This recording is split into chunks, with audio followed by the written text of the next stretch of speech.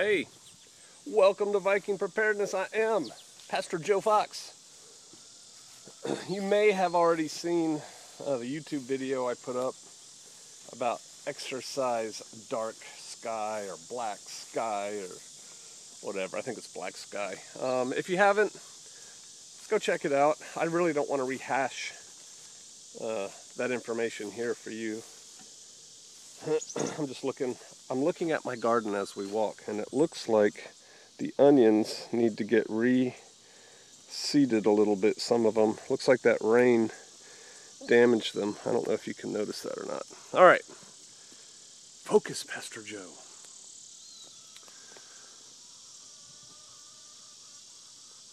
Very briefly, I said, yeah, this exercise, I think it's legit. The government's just trying to get ready because we live in a big, dangerous world, and it's the responsible thing to do.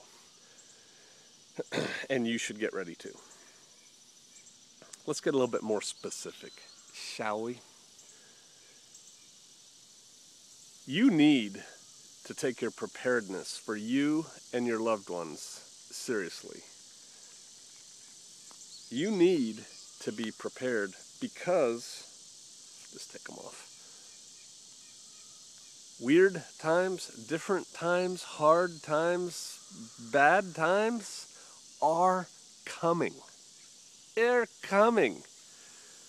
You don't really have to be a great student of history to know it, to see it, to sense it, to feel it. They're coming soon, I think. And so you really, really, really need to get ready. How ready? You always tell us to move to a place like that. Yeah, well, I realize you can't do that, most of you, or won't. And I just got to interrupt myself. This right here is called fennel. It smells so good. Oh, man. All right, I'm sorry. Back on. You need to get ready. What do you need to do? If you don't have a clue on what you need to do, then yeah, you should probably buy my book, Survivalist Family Prepared Americans for a Strong America. That will get you through the basic and intermediate stages of prepping, and I wrote it to be a good book for that. Matter of fact, I think it's the best one out there. Okay, I think most of you probably know how to prep. Let me just give you some specifics. You need to have your water sorted out. You need to have a fair amount of water in your dwelling or shelter. What's a fair amount? You know, it's a nebulous term, PJ. Yeah, it is.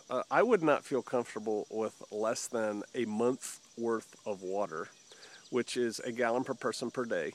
And believe me, that's survival rations. So that's 30 gallons per person. You should have 30 gallons per person stored water. Then you should have a means to get, carry, purify more. 30 days of water per person, and the means to get more. Because, you know, the rule of threes, right? You can only live 3 days without water. Food. How much food should you have? As much as you can get, honestly. But really, man, I don't think I could sleep at night without at least 3 months worth of food. 1 season's worth of food. And really, you know, I think LDS, I think the Mormons used to recommend a year's supply. I think that's a good start. All your eggs in one basket, no. Think about those things. But yet, at least 3 months worth of food in your house that requires very little in the way of preparation to eat. Doesn't have to be survival rations, man. It can be canned goods. It can be Chili Mac and Hormel and Hungry Jack or whatever, man. Pop-Tarts. But you should have 3 months worth of food. Meds. How are you set on meds? Do you have meds you need to take? Is there a way you can get off those meds? You know, is there lifestyle changes you can take? Talk to your doctor about lifestyle choices. But you should. There's a way to get off many drugs. And if you can't, what's your plan for that? Again, I'm thinking 90 days, right? You need 90 days at least. People do a lot about, you know, light and electricity and things like that. I'm telling you, my wife and I have lived off-grid. I mean, we lived in that janky trailer for 2.5 years. We're in a house now with minimal electricity in it. You can live just fine without electricity. Ask the pioneers who founded, the United States of America. They did fine. But if you can get it, cool, good for you. But, I wouldn't stress over that. Stress over the basics, hygiene, things like this. All right, all stuff I cover in my book, you should know that. But I think, bottom line, you should be ready for about 3 months of no help from nobody. 3 months. And really, one man's ceiling is another man's floor. That's just like a start point. Get ready. Get comfortable with that. And focus less on toys and gewgaws, and start thinking about, how did people do things in the 1800s? How did they do what they did? There's a channel out there that I was subscribed to and now I'm not again, and maybe I'll go back to it. Man, what was it called? Townsend and Sons or something? It's like some guy who, I think they sell like 1700s clothing and stuff. I think that's what's going on there. But he was doing videos on, like, a lot of cooking videos. This is how you cook this kind of breakfast, and this is how you do this. But it was all ancient stuff, and it all looked, ancient to us, right? And it all looked pretty good. Can you go out in your backyard and make a delicious breakfast right now without your Coleman grill or stove or your gas grill or something like that? Can you just go out there and find some twigs and cook some chow? Basic skills, camping skills. Camping season is here, but really the best camping season is fall. Start camping. Start getting comfortable living outside. And again, don't focus on the gear. Focus on the skills, right? Have the skills. That way, no matter what gear you end up with, it'll be good. If you know how to make a shelter that keeps the rain and the sun off you, you don't need a $300 sill nylon tarp.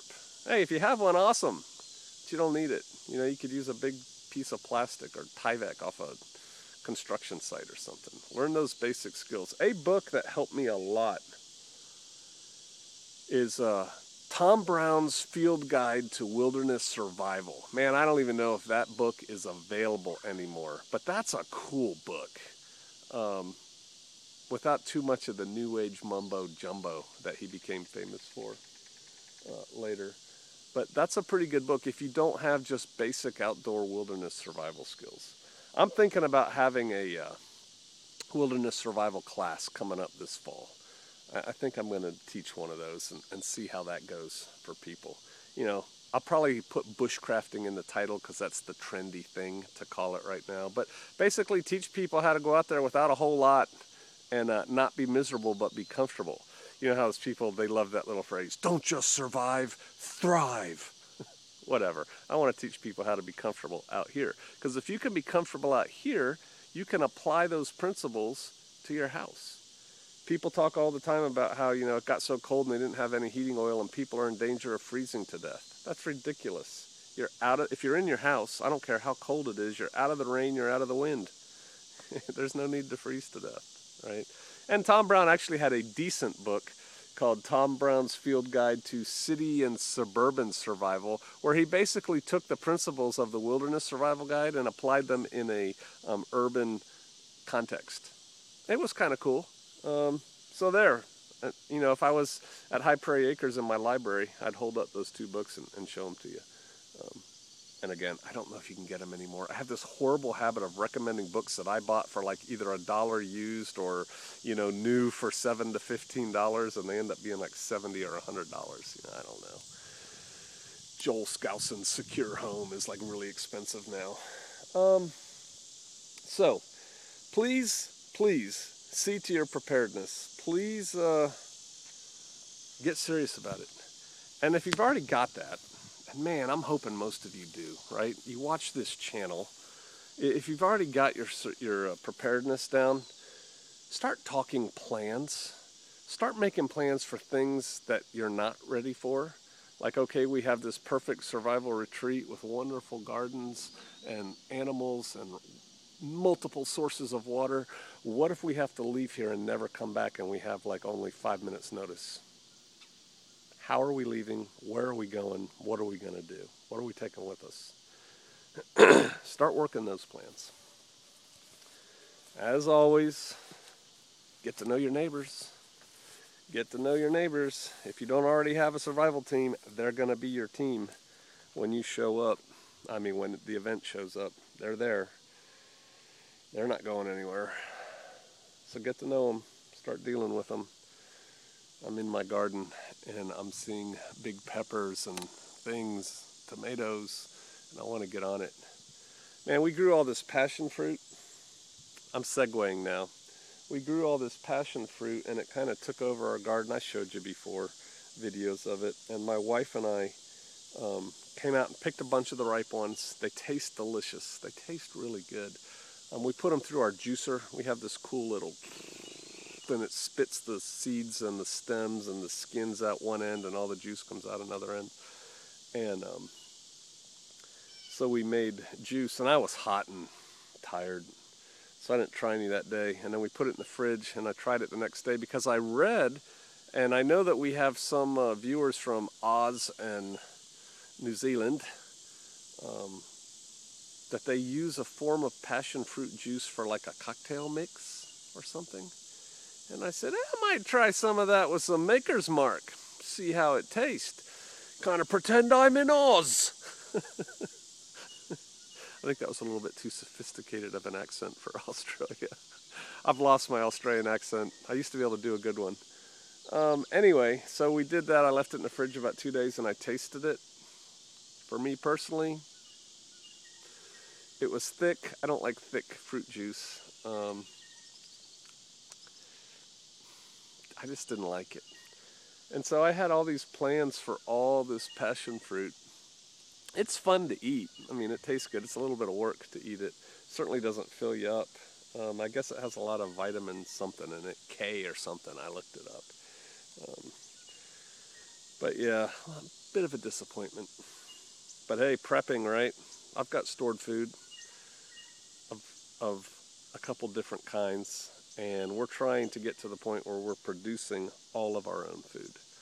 And the reason I grow so many peppers, and you see these peppers here, yeah, you can, and then over there, the reason, oh, and there's some hot ones. Can you see those in there? The reason I grow so many peppers is because if you have a lot of rice, or quite frankly cornbread or whatever, and you put peppers in it, a little bit more than you're comfortable with, you can make a lot of rice go a long way, right? You know, you eat a hot pepper, like, ooh, I need more rice. And you're kind of forgetting the fact that there's really not a whole lot on that rice except rice, or cornbread, or, you know, whatever, something to fill your belly, or beans or whatever. And hey, I grew up in Southeast Asia. I like hot food. Although this year I don't have any Thai peppers. Sadness. All right, hey, please get ready. See to your preps. And again, without focusing too much on the gewgaws, just focus on the basics. You know, a kerosene lantern with, 5 gallons of kerosene and a couple extra wicks will work. You don't need the BioLite multi-fuel cell phone charger thing. If you have that, cool. I'm not dissing you for it. I'm just saying you don't need to spend $1 bazillion to get ready. If you think long-term camping, you'll be good. All right. Hey, I hope that was helpful. Thanks for all your well wishes and prayers. I appreciate it. Had a little bit of a low day yesterday, but, hey, I'm back in the saddle again. All right. Hey, I'll see you out there.